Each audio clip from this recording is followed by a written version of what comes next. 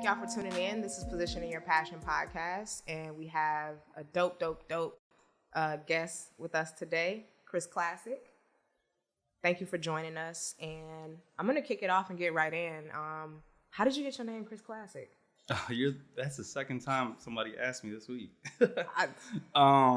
So I started off making beats in high school, and I didn't have a name back in the day. Well, my name I just called myself Chris Eye. Okay. Super lame. But I was playing beats for someone, and I used to sample a lot of classic samples back in the day.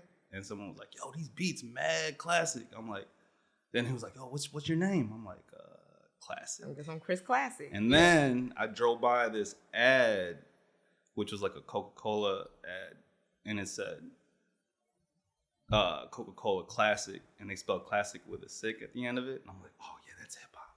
Mm-hmm. I'm gonna do that. So, Classick Studios, Chris Classick. And that was in high school? That was in high school. That was in high school. Mm-hmm. And then now you got a business and a whole brand. Yeah. Part of it. Yeah, I'm glad it still resonates to this day, and it wasn't something lame that I picked back in the day. No, good name. And you studied at Columbia. Mm-hmm. What did you major in? Audio arts and acoustics. Oh, wow. Yeah. Did you always know that you were going to go to college, or did you, is it something that, your family just encouraged, or? Yes. Growing up, my first gen, so my parents definitely was like, yo, you have to go to college. So I actually went to college for at least something that I wanted to do. Mm-hmm. At first, I went to DePaul for business, and actually left in the middle of my accounting class because I just wasn't feeling it anymore. Mm-hmm. And I walked across the street and enrolled at Columbia. Wow, you wasn't feeling it. So what you mean you wasn't feeling it? I was just, I had the studio at the time in the basement, mm-hmm. and I was just, at that time, I was I was just kind of going with how I felt. And if it didn't feel right for me, I was like, you know what, if I'm not if I'm not feeling it 150%, then I have to change something. I have to shift something. So I actually made the change, went home that same day, told my dad, I'm like, I transferred. He was a little mad, but he got over it for a day. Yeah. Yeah. Well, no, that's dope. Shout out, being able to follow your own intuition and not really care about what's gonna happen next, but that this mm-hmm. decision that I want to make, and I'm gonna make it right now. 1,000. Yeah. What would you say, or what advice would you give to folks that are trying to figure out whether to go to school for something or just hop right into it? I think it depends. I mean, if you have to, if you're gonna be a doctor, I feel like you have to go to school, right? Yeah. I think there's certain jobs that you really have to go to school for. I think for arts, I think you can play the role of internships, play the role of putting yourself amongst other creatives, mm-hmm. Finding your community. But again, it all depends. We have the internet now, so you can learn anything nowadays. Right. Yeah. So it's really up to you. But through my journey, I went to school to get a degree because I did it for my mom. So my mom passed away from cancer, breast cancer, mm-hmm. 2005. 2005. Yeah. Yeah. And you said, in your parents' basement. Mm-hmm. What was that support like? Can you talk about what that meant for you to have that support at the time? Oh, that was everything. And then what was that transition to being in the basement, getting it done, and then now having your first brick and mortar? What was that transition like? And how long did it take you? It definitely took some years. I mean, 2005, that's 18 years ago? Mm-hmm. Yeah, when I first started, shout outs to my pops, first and foremost, for allowing me to start a studio in the basement where his bedroom is above the control room. And to also allow me to just have people come over and build this community of artists, producers, managers, mm-hmm. It felt like it was needed because my intention was never to just be like, hey, I'm going to start a studio and be the center of Chicago. I was just working with the people I knew, mm-hmm. and building with my friends, you know, just like how everyone in Chicago like does it. You get what I'm saying? And I love seeing it now, like to current day, like it's still moving in that kind of direction. But back in the day, like my homies were like Nascent to Seasick, Tapes, my homie Ant, who I still hang out with to this day. We were just at the studio the other day. Victor, who does all my artwork, he's still rapping to this day. He got hella music that he just sends me. King Marie, like Stephen Ponce, like the list goes on. These are people who nowadays where I'm like, oh, like they're killing it in their own regards. I wouldn't be where I'm at right now without that whole, starting the studio in the basement. But transitioning, like I've always created like a system for myself where like if I were to reach this certain goal, it's time to grow, right? And when I had the studio in the basement, I had my first intern was Jeff Jackson, who shout outs to Jeff, like shout out Jeff. That's my like forever family. He has his own spot in LA too. But he was first intern, then he became an engineer at the studio. Then my homie Headache came in, became an engineer at the studio too, and it got to a point where it was like I couldn't even like record at my own spot. So we had to move the spot to another place, Bernice's house, where we had a studio upstairs, but we also had the studio in the basement. And then same thing, same concept happened, got overbooked, and we're at the current day spot, which we call the OG studio, 2950, and then also the current days. We just bought Soundscape, so yeah, that's where we're at today. Yeah. I know we're gonna speak on that later. What is it? Y'all celebrated. This is maybe like 2019. Y'all did a 10-year celebration, or it's 2020. I don't know. I'm wearing a shirt right now. Kilpatrick House. 2019. Yeah. When we did Kilpatrick House, the event. That was fun. Yeah, and thank you. That was like, I never told you this, but that was like a very like. It was a sad time, but it was also a good time in my life. Yeah. And then when you hit me up to like do, it was just like it put something in. Like, for real? It was like I didn't really even like.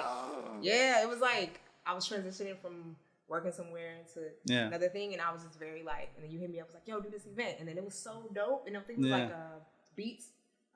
Beats sponsored it. Crown sponsored it. Shout outs to Annex. Exactly. Yeah, that was a fun night. Yeah. I didn't know it was gonna be like 4 blocks down, I couldn't even get into my own party. They're like, you can't get in, it's capacity. I'm like, damn. Right, I'm good, right. But for me, it was like being able to just have somebody sew in. And then, I don't know, I always just like remember that moment and that That's night. awesome. As well. I'm the type of person to like work with somebody and like see what they could do initially, right? And I might not know what you can do because I just want to see what the capabilities are and be like, oh, that might be, and it, like what you said, it could have been the thing that sparked you to do something else. Exactly. But I don't know. I just go off feeling and see like if the excitement is there, if there's something that also like provides with me something that like, oh, I feel like they could support me and I could support them in some way. I just go all in and be like, hey, just here, go do it. And see what you could do. Run with it. Here's the ball. Yeah, that takes a lot of trust. A lot. And a lot of understanding people and reading people as well, and discernment. All right. So, what advice would you give to a person who's looking to start a studio space? Is there anything that you didn't know 10 years ago that you wish you did know when you first got started? I didn't know a lot, so I kind of just bought gear that felt right. Yeah. But I just knew how much I loved music that I was like, all right, you know what? I'll just buy these speakers. Let me buy this microphone and see where it goes from there. I think like my advice for people is, especially if you're trying to start a studio now, is to understand what your intentions are with your studio. Because before it used to be, back in the day, you'd have to actually like buy studio time at these bigger studios, which cost like $100, $150 an hour, right? Or even more, right? And when I first started my studio, not a lot of home studios existed because it cost a little bit more to buy that gear. But now it's like you could literally, how much was this shirt, Mike? probably $150. You know what I mean? Like, it's things, you could start a studio with $5,000 right now, right? But it's what you do with the gear and what your intentions are, right? So if your whole MO with starting a studio is you want to do podcasts, like, be the best podcaster out there. You know what I'm saying? Like, I think just finding your intentions is best suited for what kind of studio you're trying to put together. So what are some of the toughest things you've had to navigate having a business? And how did 2020 change your process, if at all? Double question. Let's go. Yeah. First question. Toughest. What was the toughest? Or what has been some of the toughest things? Some of the stuff. I think it's hard to kind of like speak, because like there's like different levels of toughest from, you know, the scale of like how I first started to where I am right now. Right now it's like, okay, maybe let's do this. Let's work backwards. Yeah. Right. Current day, building out my system and building out my team. Right. And also organizing my time better, because I'm a father now, you know, so it's like I have to delegate tasks to people. I have to trust them, like how I've always been, but also trust them with like higher jobs. You get what I'm saying? And then there was one thing that I was like just talking to somebody about this, and I was asking someone who had their own business and asked them, like, how do you do it with, you know, having a family, running your business, and et cetera, et cetera. And they told me that people say that you're supposed to balance your life. Instead, you have to find harmony with your life. And I was like, damn, that's deep. Because my mind, I'm like, my dad has taught me balance your life. Yeah. Right? But when you balance your life, that's good. But then like you're scouring from one thing, stop that, go over here so you could balance this, and then you could balance that, instead of it all just being harmoniously like working together. So that's where I'm at current day. Like, I'm trying to fit that or fix that challenge for myself in my life. Because at every level in what you do, like, there's always going to be a challenge. It's never just going to be smooth sailing. When I first started, it was like finding clients, of course, finding people to work with. And back in the day, I started a system for myself where I would, I was working at TCF Bank. So mind you, I'm a guy. I don't know if anyone knows. Jules, all the Jules. Yeah. I remember, yeah. So my first job was at Jules. TCF Bank, and I used to go to every beat battle, just battles period in my suit, because I would go right after I would be done by 8. And I told myself that I would quit and I was making $250, $300 a week. I told myself that I would quit if I were to make that same amount or more at the studio. And I did that for a whole month. I just like focused, and I made $300 a day. Let's go. And I used some of that money to help pay for my school too. So I graduated with no loans. Wow. Because of class. So shout outs to that's not what to say. That's to all the clients who helped. Because, you know, I think I was offering a good service for people, so for them to keep coming back. But yeah, that was I got to graduate without paying, like, there was no loans after that. So I was grateful for that. Nice. And going through 2020, where for a lot of like artist managers, folks that are in support of creatives, kind of just like halted. There's no movement, no motion. How did that impact your business and your process? And then coming out of that, where like, what was the growth? What was the pivot to the changes? When that happened, well, first and foremost, I was gonna have a kid, right? Due sometime in March, and so that was my first thought. It's like, I'm about to have a kid, right? And the whole city just like shut down, and all I could remember was it shut down like March 12th, I think, or something. Oh yeah, right.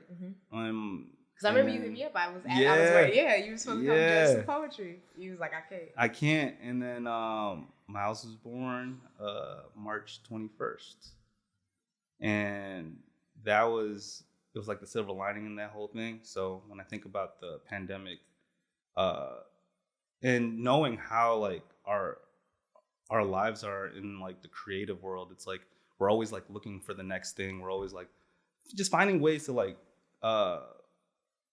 be creative in like different outlets, right? And it allowed me to just stop and just like sit back a little bit, you know, in the midst of everything that was happening. Like I know it was a very tough time for everybody. And then during that time, of course, my second thought after that was that like, yo, like my engineers, you know, like right.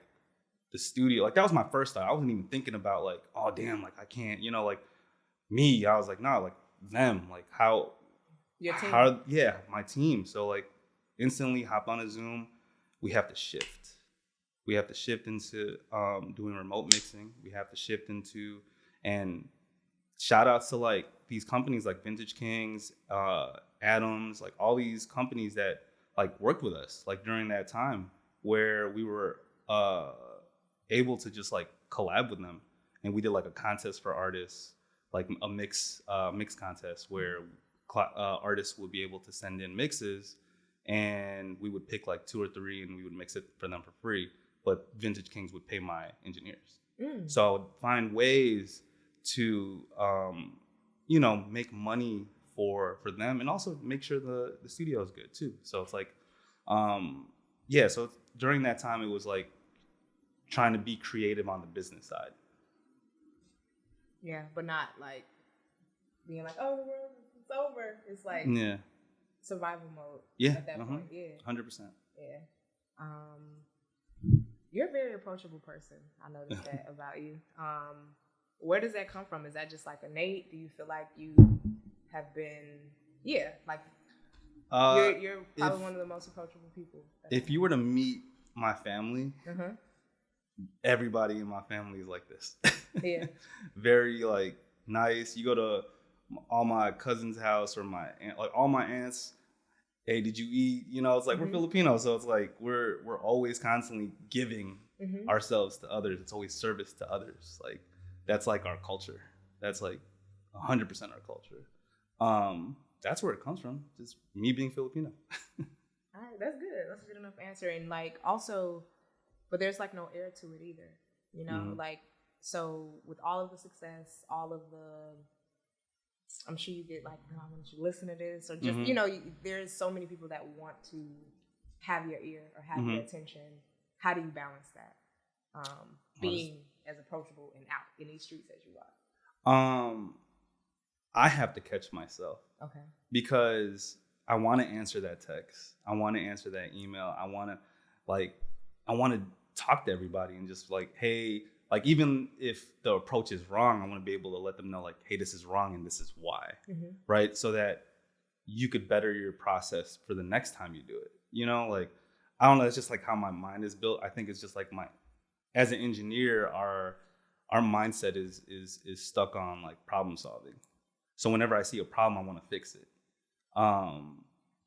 But now, which is funny, we're talking about this now. I'm looking at a text and someone sent me a long like boundaries, yeah. And it's like I have to start creating boundaries for myself now because I have to protect my energy. I have to protect my time. I have to protect because I noticed that by the end of the day, I'll be depleted. And I'm like, why am I like this? You know, and then I started time auditing myself and started writing like from 9 to 10, this is what happened. From 10 to 11, this is what happened. And I would write, like, is my energy going up or is it going down? And I noticed that a lot of the times it's because it's from a text message or something. And I'm like, oh, I got to stop being so nice. Trying to solve other people's problems. Yeah, and it's like, I can't solve everybody's problems, but it's just like it's just built. Yeah, exactly. It's like, and if it's someone I know, like, and I love, I'm like, oh, that's all right, I got thing. you. Don't lose that. But create boundaries within that. All day, yeah. I gotta solve my problems first, you know. Right. Like, I can't act like I got everything figured out. Fill your cup, you know, so that you can pour exactly into other folks. You are like born and raised in Chicago, right? Why have you chosen to stay and build your business and have your family and raise your son? Is that just like something you always knew you would do? And what has like gone into that decision for you to stay in Chicago? I mean, it's the city that made me. Like, yeah.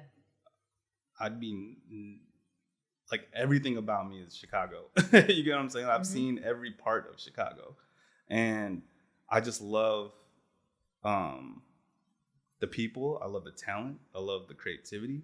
I love that, like, we don't really support something until it's like you understand what you want to do with yourself, and it has to be clear. You get what I'm saying? Like that to me is like, it's like we're a test market for a lot of companies. I don't know if a lot of people know that. Like people come here to test things out because we're a big consumer city. I don't know if you know that too. No. Like, people, put me on. Yeah, we're a consumer city. So like they come to Chicago to be like, all right, if Chicago fucks with it, then a lot of people will fuck with it. Yeah. You know what I mean? Because we're hard to please. You know, we got a lot of ego. We got a lot of pride. Yeah. I think it's a Midwestern thing too. Yeah. Yeah, Midwest thing. Yeah. But we loyal. 100%. Yeah. 100%. For sure. So it ain't gonna be no classic LA, classic New York. Oh, might. It may. So let's not you stop want it? that. Yeah, you want to spread it. We're still here. Yeah. Let's just expand. Put another spot right there. Yeah. Yeah. Yeah. Conversation. That makes sense. And so, what is it? As a manager, you're continuously just working on behalf of folks and their ideas and their dreams. How do you balance navigating like the things that you want to do in your own dreams, where you're kind of service to other folks? Is it kind of like that's the love in it, that's what it's a part, or are you like able to kind of separate in some way of like, these are my personal projects, these are the things that I'm passionate about? How does that work out for you? Again, going back to the idea of like making time for it. Usually the way how my day goes is my alarm is Miles. So and then I drop him off to daycare. And then I usually go work out. And during that workout session, I'm like thinking about ideas for the studio, or maybe it might be something else. Like I'm just trying to see where my mind goes. And usually I just like allow it to just go where it needs to go. And then I'll figure out like, all right, let's create execution, or let's execute these ideas right here, here, and here when they're a lot stronger in my head, because I have to be inspired by something, you know, like I have to find a way to find a source of like motivation. And usually my self-motivation just comes from just me, you know, like just and I noticed it like that's like my pops always told me that like you're always like a spark for people, and I'm like, oh, I didn't understand what that meant back in the day, but now I'm like understanding it now. But yeah, it's just finding time for everything, and like the first thing is finding out where my mind takes me, and then my heart, and then go from there. That's a good answer. Do you still engineer? If so, yeah, when? I got a session this Thursday. Oh, okay. So, why? Is it to stay sharp? Is it because you love it? I love it. I mean, I have a session with. I'm planning on putting or locking in Sifu coming up. Session this Thursday. Yeah, if you just hit me up, I'm open for it. Of course, it depends on like who it is, right? Right. I love everyone, but like I said, I really have to fuck with the music, honestly. That's kind of how I feel too. Yeah. 'Cause I've been getting more into like it's like artist management, but I'm like, if I don't who you managing? you, I work. You know, I work on rollouts. Let's go. I just want to manage the event. I ain't trying to manage nobody. Let's go. But even if I did, it's like I have to be in consumption. Like I have to love what it is that you're creating. 100%. How are you supposed to help someone when you don't really love it that much? Yeah. You can't give someone 80% or something. Not at all. I feel like I heard you say this before. It was like you're like when you're managing someone, you're like they're like parent. You know, like you're like you know like.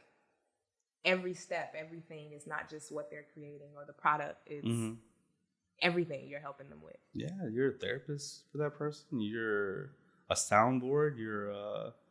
You are a curator of their idea or an organizer of their ideas. You know, creatives are all over the place. Like, I'm a creative at heart, you know, like, but I've learned to organize myself. Yeah. That's how come I've been able to create stability in this a little bit, you know? Mm-hmm.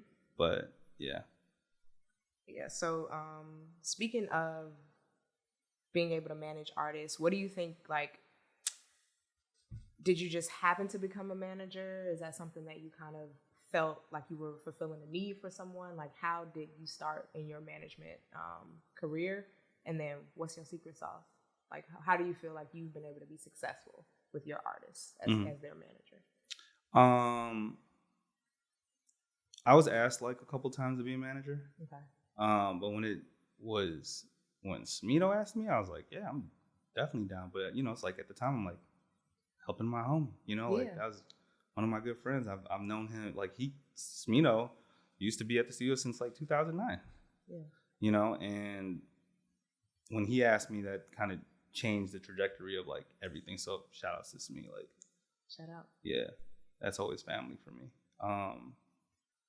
But he allowed me to, which was something that I was trying to do, but I didn't have the vehicle to do it yet. But it was to get me out of that chair.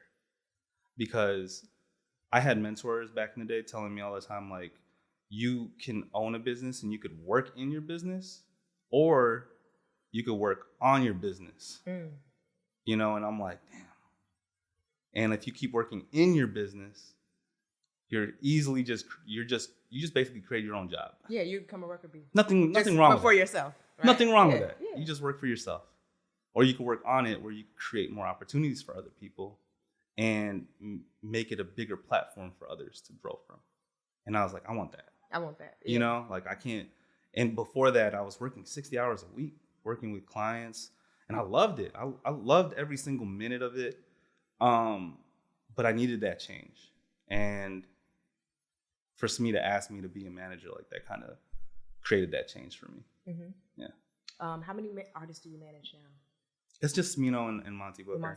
How have you been able to navigate finding the right folks to add to your team? And are there times you had to pivot away from a relationship? Ooh. How did that go? And you ain't got to drop no names or nothing. But no, let's not do that. Yeah. I think a lot of the times people just find themselves out. Okay, true. You know, and I think what happens too is that people will start to feel weird around me. And I'm like, what did I do to make you feel? I'm not doing anything. And I'm like, oh, it's not me. It's like they don't feel like it's either like they look at the situation and they go like, well, I can't gain anything from this anymore, or I can't manipulate the situation anymore. You know, I used to have people steal from me back in the day. Oh, wow. You know, and like I've learned over the years on like how to change it and fix it up a little bit more. Yeah. But yeah, usually half the time people just leave on their own and they create their own little situations over here, and that's fine. You know, like I tell a lot of people, like, if in all the interns, I'm like, I appreciate y'all coming here and helping the studio out, but you know, I know that there's going to be a part where you're not going to be here, you know, and I'd rather you go figure out your own journey, because I'm not here to be like, hey, I'm like just walk hand in hand on like, hey, this is what we're going to do together. Mm-hmm. It's like, if this is a stepping stone for you, allow it to be a stepping stone for yourself, you know? But if you want to rock and work with us and figure things out, be present. Be very present with me and show me every day, like, talk to me through action. Don't just tell me you're going to do things. So that's how I work with the people I'm working with current day. Okay. Yeah. And then what was the other question again? I would say, like, any relationships you've had to pivot away from. This could be business relationships and stuff with people that have worked with you or for you. How have you navigated that? Are you just like, fired, or this ain't working? You know, like, what is your approach? What is your style? And yeah. I usually just sit the person down and say like, hey, like what's going on in your life? Okay. You know, make it personal. I try to make it personal. I'm not like super cutthroat unless it's like, yo, this is what you did was like, you know, unacceptable, and I just can't have that kind of energy here, you know? But other than that, like, my approach is like try to understand first and see like, why is it not working out? Okay. Distribution deals versus signing a record deal. which is the fun question. Yes, and it looks different for a lot of people depending on where you're at. From your experiences, what are the key factors artists should consider when making these decisions? And what are some common mistakes or misconceptions that you've noticed around the distribution deal, being an independent artist, signing to an independent label, like all that nuance? Yeah. I think there's like a misconception about signing a record deal, period. Okay. You got to understand you're signing, it's a business. Like, they want their money back. Imagine if you're the business. Yeah. You give someone $1 million. Don't you want your $1 million back? And then some. And then some, of course, because I believed in you and I gave you $1 million. So you want me after 10 years, 15 years, or however long you want these masters for to just get exactly what I put in?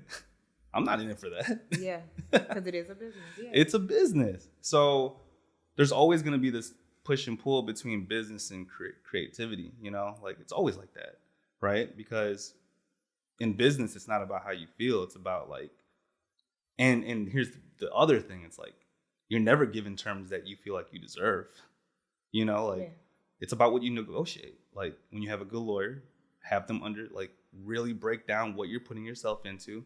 A lot of the times you see artists talking about this or doing this or saying like, oh, my label doesn't support me, all that stuff. Half the time it's because they weren't educated about the whole situation on like what kind of deal they had, or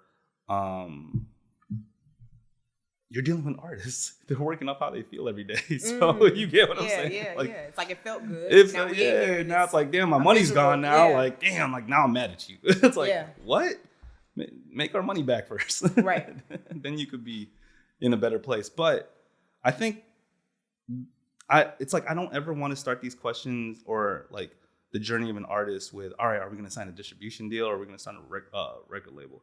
My first thought is let's make the best music that we can make and create the best content that we can create and go DTC and like find your own fan base and go out there on your own first, because you're more than capable to do that. You know, like work in that matter first, and then these conversations of like you could decide if this works versus this. But I can't really tell you what it is until what you've done for yourself first, right? Right. You know, because there's a lot of you like Billie Eilish signed to a label early on. You know, like there's artists that like came into the system and like built a relationship and like all the late, like that's why they've been able to get so big, because and it works for them. It works for them. You know, it's like find what like works for you, but you have to like leave these breadcrumbs of like music content and everything and like what the aesthetics are first, and see what resonates, and then kind of lead yourself in that direction. If it's like your music is leading and like you're making hella streams and hella money off that, why would you give that to a label? Then go the distribution route. They'll give you X amount of dollars for the next project, and you don't have to think about it. You know, you don't have to like give away, just do a royalty point situation. And I don't want to go too deep into like what each thing is, but I think it's just like understanding like what journey works for you and what works best. And that's why finding a really good lawyer first and foremost to help educate you in that situation, not just like Googling things, you know, because I think that's what happens. Like a lot of artists are like, oh, well, this is what and like, nah, it's like, ask everybody. Like, ask people who are in situations. Like, ask everybody you know. Do your research. Yeah. And try, and again, it's business. So, like, don't get hyped up on, like, well, this, it's like, well, you can pick whatever situation you want. It's up to you. But understand the business. Understand the business. Yeah. Yeah. That makes sense. You really trust your interns. I feel like I've never seen you with someone else. It's like, oh, my intern's gonna bring it, or you know. How is that cultivated? That community and trust with your interns, and then it also seems like there's a real intention that your interns are either Asian or of color. I noticed. What is that? Is that intentional? Is that on purpose? Oh, that's intentional. Okay. 100%. Talk about it. Always want to hire, like, just, it's always a diversity, you know, like I feel like you could learn from different cultures, you know? Yeah, it's just, I think just me growing up, in grade school, high school, I've always been in like diverse situations. So I've learned a lot in that, and it made me feel like not just me learning what the subject matter was, but like the people matter. You get what I'm saying? Like understanding different, like that makes me feel like, all right, I don't feel like it's just me, but it's like all of us, you know, and it's the word again, community, right. You know, and community comes from that. So that's what I'm a firm believer of. And just this past Sunday, we just had a meeting with the interns, and, you know, I'm always asking them questions on like what else we could do to better them. And like, you know, I'm always constantly listening. And like, I just started these like office hours on Fridays for them to come. And that's when they could come to talk to me, because before it used to be like, just hit you, hey, you know, Classic, I got structure. It's like, yeah, creating a structure for myself. But there was something I said during that meeting where I was like, I've never said it before, where I feel like my studio is like a teaching hospital. Okay. Allowing people to like come in and like really, all right, well, here's your opportunity. Now see what you can run with it.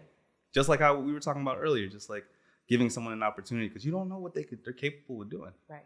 And they might blow your mind, or they might not, but you know, it's like, then you adjust. You know, everything's all adjusting. And like, I try not to overthink situations. I just try to just test it out and experiment. And I think that's just me being in the studio for so long. Like, I've always experimented with sound, experimented with like connecting certain producers and artists all the time. So with that situation, it kind of like transferred over to the internship program at the studio. Okay. Yeah. How does one become an intern at Classick Studios? Timing.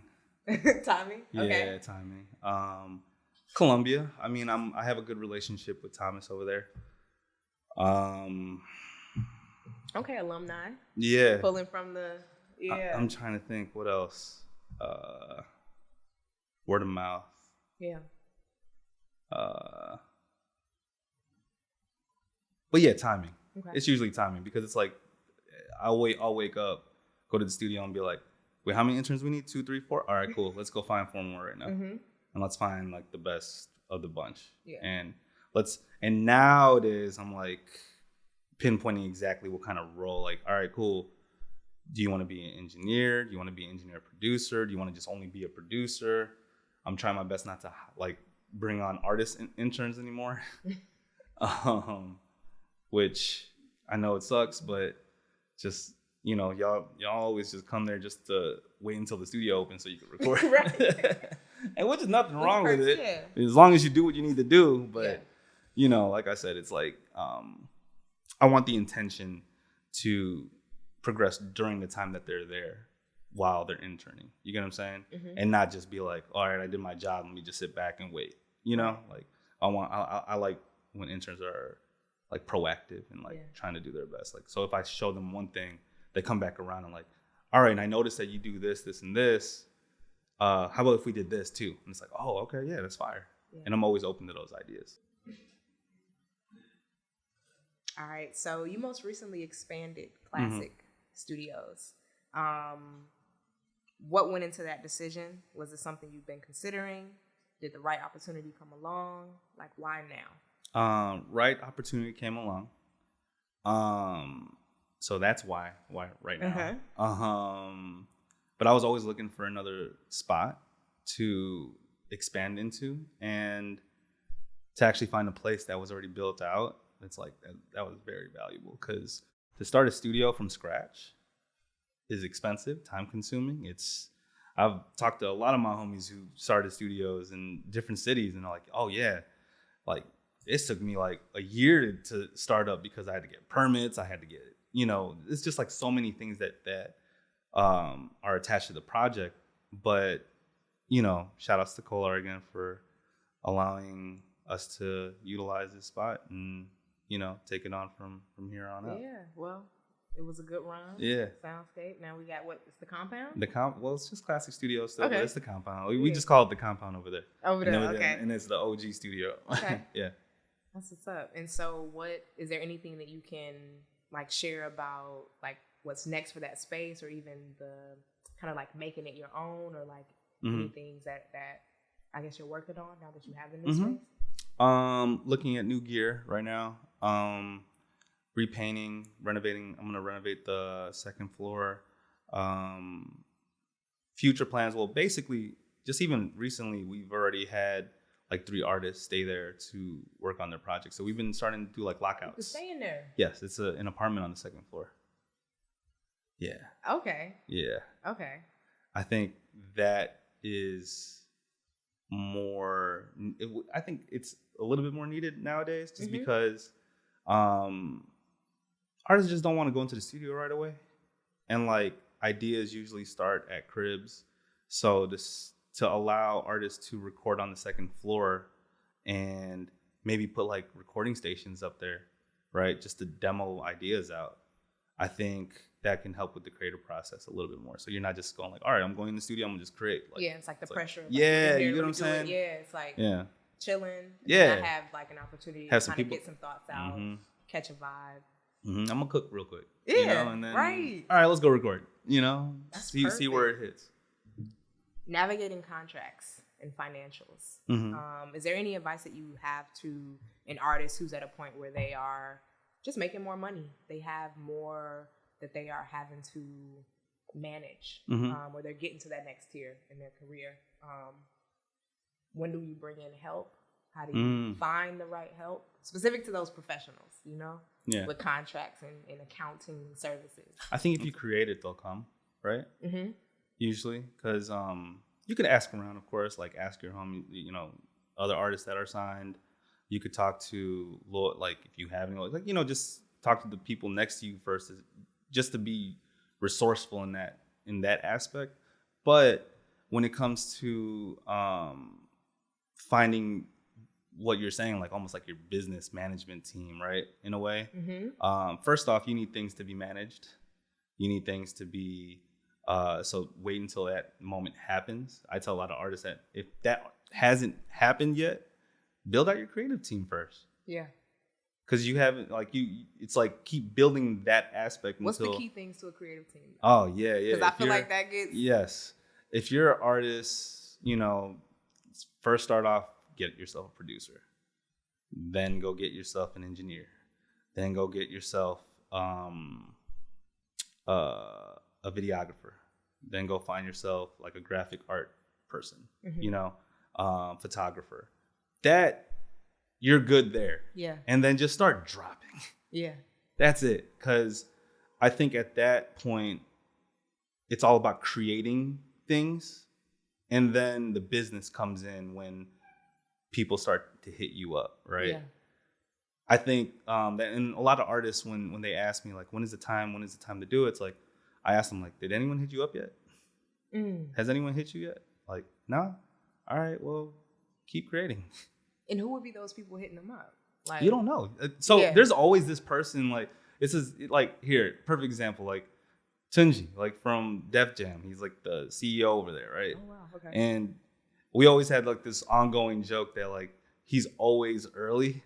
So if Tunji follows you, it's like, oh, you're doing something right. Oh, yeah. You on the radar. It's like there's certain, and with me now, it's like when I find new artists or I'm working or, like, you know, just checking art, like their music and whatever, I'll check out who's following them and be like, oh, blame the labels following them. Okay.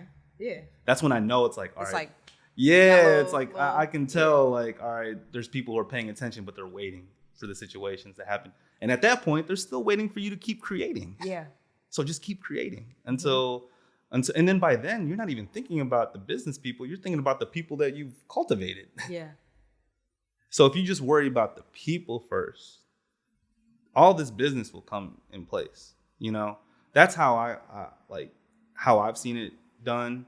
There's, again, like, this is not a one, you know, this is how I've seen it. So it's like, I don't think, you know, you might have come in a different way, you know, like maybe it is like you go through the business and they use their resources to build you up, you know, and like that's like how it works for you. But for me, like, I love building organically and like seeing if it genuinely connects with people. And if it does, it's like, oh, that's the best feeling in the world because you made that. That's you.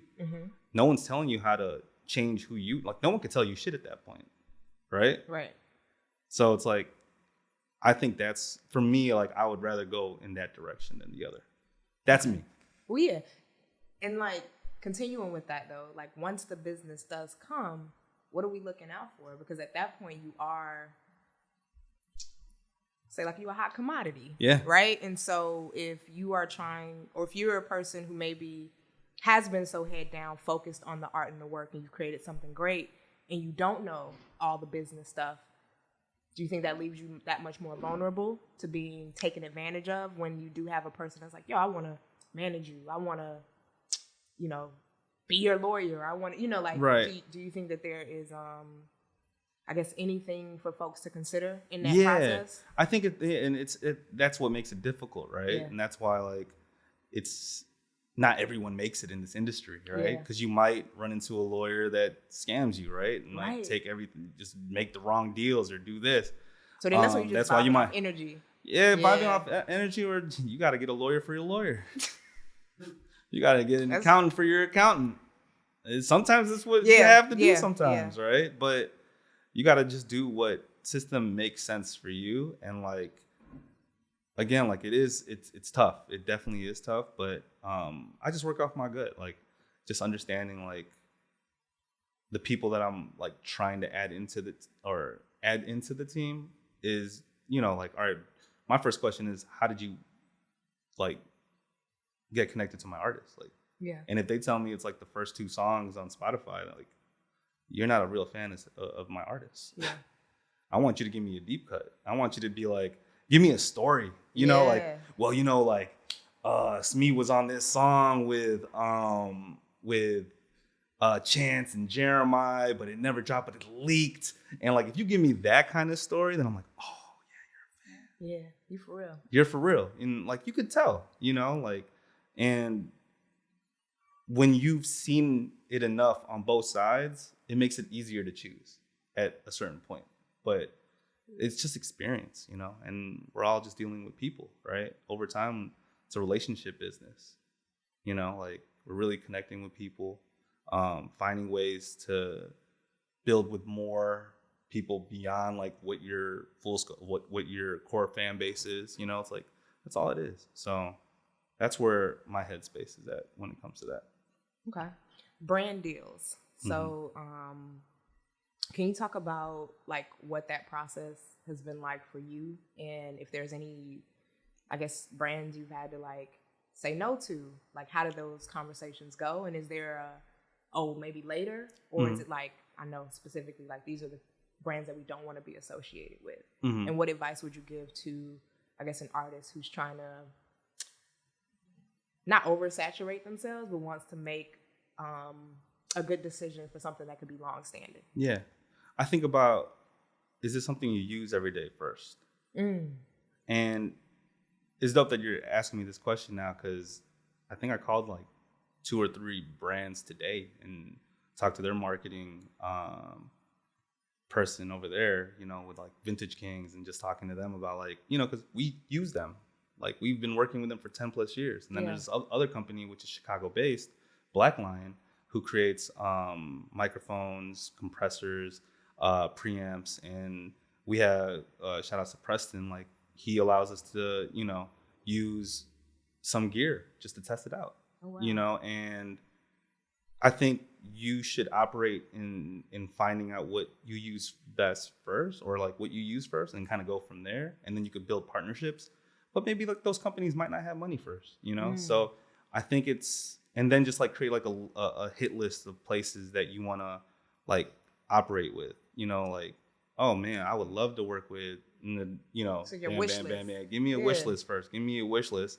And then for us, you know, like we have an agent. So like we have CAA. So they have a brand partnership person over there. So we just hit them up like, hey, here's a list of places that we want to like go approach.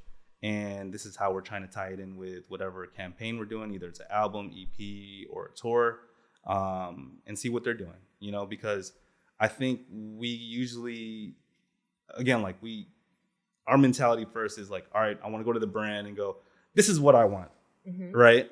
And I think that's not the right approach.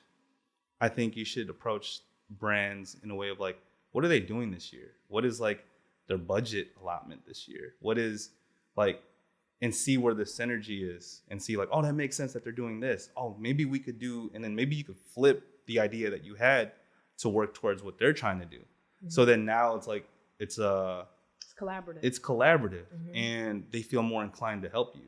You know, it's like, again, like if you have the leverage, all the leverage in the world, and you're Jay-Z, like that's different. You could do anything you want. Yeah. But building up, it's like you want to be able to build a two-way street so that when you build the partnership, right, more opportunities start to come. You start to see like, oh yeah, now they're in Q4 and they're going like, well, Q1 we're about to get this much money. Hey, Classick, I got you on, like I'm about to put like $10K for you for Q1. Just let me know what you want to do. Mm-hmm. You get what I'm saying? Relationships there. It's relationships. Trust. Yeah. And we're in what? A relationship business? Yeah.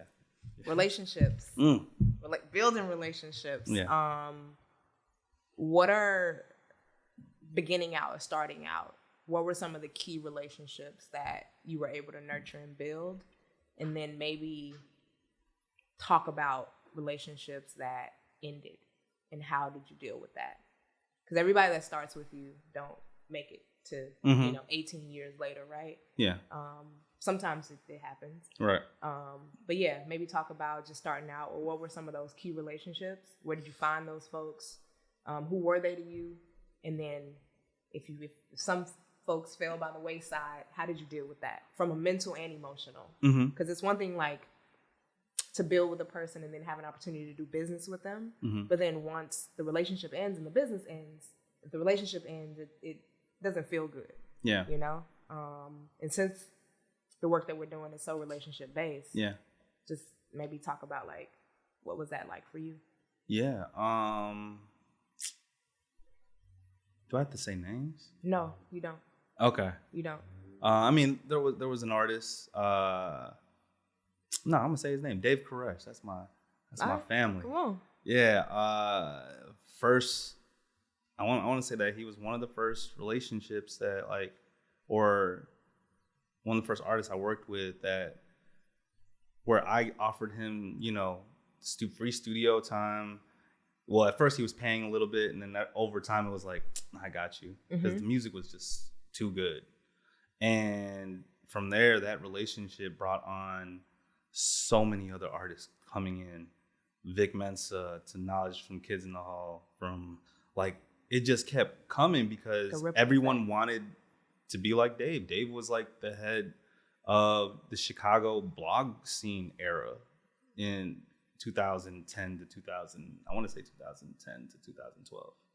Right? This was like before Chance, before, like I said, he brought Vic Mensa to my house. In the basement, let's go. Yeah, so relationship, that relationship, even to this day, like I just hit him up recently. I was like, yo, like this new song that he has that he just dropped. He lives in LA now. It's fire. Like, we still keep in contact with each other. It's always love. Like that's forever family. Like, I think when it comes to like when you're speaking on like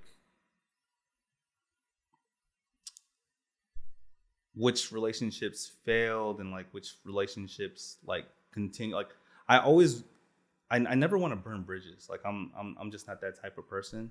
But if there's just a situation just like we just can't connect at all, like that's just what it is. Like I'm not the type of person to hold on to grudges. Like I'm getting older now. Like I just don't have the time for it or the headspace for it, or my heart can't even take it no more. You get what I'm saying? Right. So,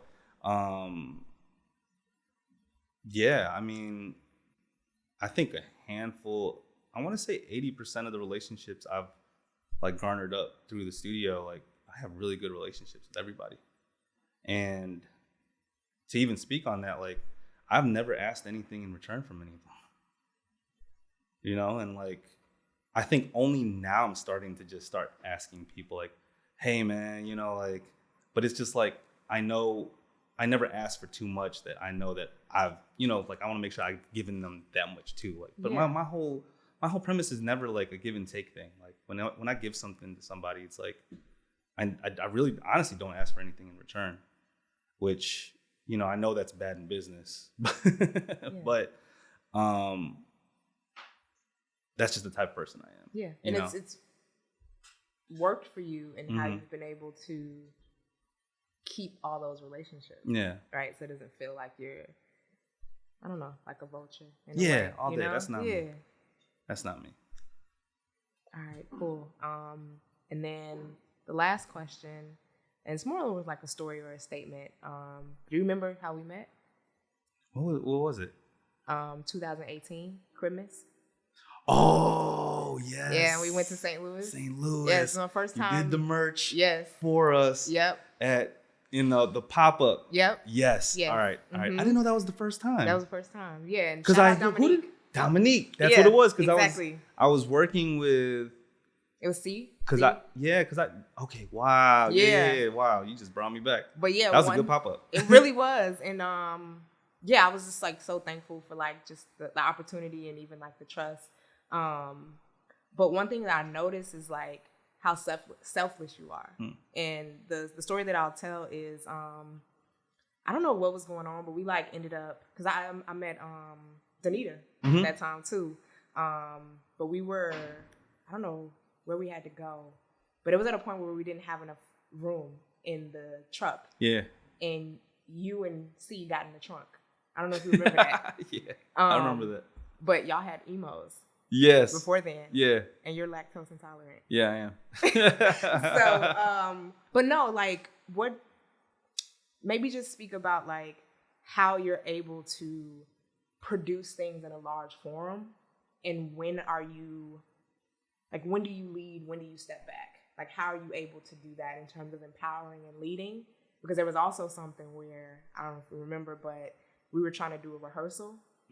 But the music director didn't have it was something not together, and then y'all ended up not doing the rehearsal. Yeah. And then I think you went in and did something. But it's like being able to like be the saving grace, but then also being able to just let people lead. Like, how are you able to do that so well?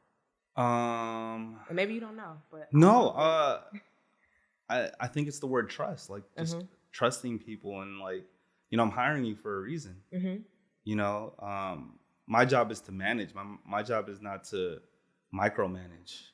My job is not to, all right, if I hire you, I'm like, all right, well, how come this merch isn't done? How come da-da-da? It's like, that's, I want to see how you operate first. Like, and if there's like little tidbits that I'm like, that I would want just a little bit better, or, just like to see like how you can make it smoother for you, then I'll give you that tidbit, but I'll give it to you in that information, not as a way of like putting you down. Yeah. Right. I'll give you the information like, oh, that's tight, but like, what if you did it like this though? Like, and then now you're a little bit more inclined and inspired, rather than feeling like if I were to put you down, you'd be like, oh, I don't even want to do this no more. So how you talk to people? Yeah, it's the way you talk to people. How you talk to them. Yeah. And how you make them feel a part.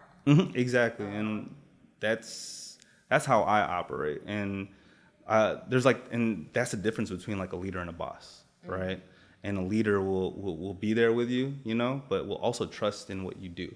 While a boss is just simply just telling you what to do and making you like feel bad, and just like, it's like, it's always like, do as I say, and like nothing else. And again, like there's nothing wrong with that too. Right. But just the way that I operate, I like it to be good energy, just owning a studio. Like my whole like vibe is like trying to cultivate the vibe and trying to make sure the energy is positive, because people can't people can create in different energies, but it's easier to do it when you're not in a state of mind of like feeling disgruntled or feeling, or in spite of. And people can create in that matter too, but when you create an open atmosphere, it's just endless possibilities from there. And I've seen people like you grow.